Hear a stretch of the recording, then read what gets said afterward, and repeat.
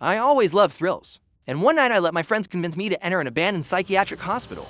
After midnight, the rusty gate groaned as we pushed it, and the building loomed above us like a giant tomb. My friends laughed, but I couldn't shake the feeling that the hospital was watching us. The front door was already ajar, and when I stepped inside, it slammed shut behind me with a deafening bang. My heart dropped. The laughter of my friends suddenly seemed far away, muffled, as if swallowed by the walls. I was alone in the corridor. The air smelled of mold, blood, and something rotten. The ceiling lamps flickered weakly, casting long shadows that crawled along the walls. The silence was broken only by the sound of water dripping somewhere in the distance. But then I heard it, a faint whisper, coming from the left wing. Curiosity pushed me forward.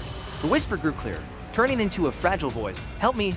I opened the door to one of the wards. On the bed lay a figure with its face wrapped entirely in yellowed bandages. The moment I stepped inside, it sat up abruptly. Its scream pierced the silence. "You shouldn't be here." I stumbled backward, my pulse racing. The corridor behind me echoed with heavy footsteps. Someone was following me. I sprinted through the hallway, my shoes slamming against the cracked tiles. I turned sharply into another ward, gasping for breath. That's when I felt it breathing on my neck. I turned around slowly and froze. I was staring at myself. He stood only a step away, wearing the same clothes, same posture. But the smile on his face was twisted. He leaned forward and whispered, "They chose you instead of me."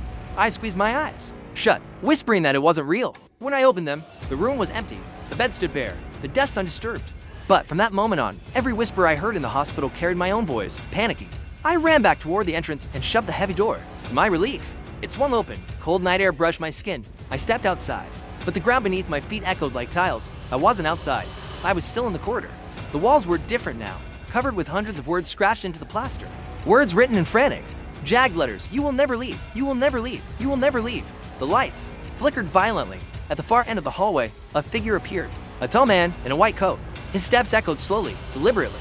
In his hand glinted the cold shine of a scalpel. I screamed that this was a dream, that none of this was real. But he kept walking, his eyes empty, fixed only on me. When he finally reached me, he leaned to my ear and whispered in a voice colder than death, "Who told you that you were alive?" The world spun. My vision blurred.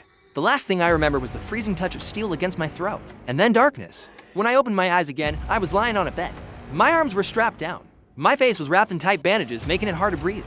Shadows of figures in white coats moved around me, whispering in voices that sounded eerily familiar. And that's when I realized I wasn't just trapped inside the hospital. I had become one of its patients.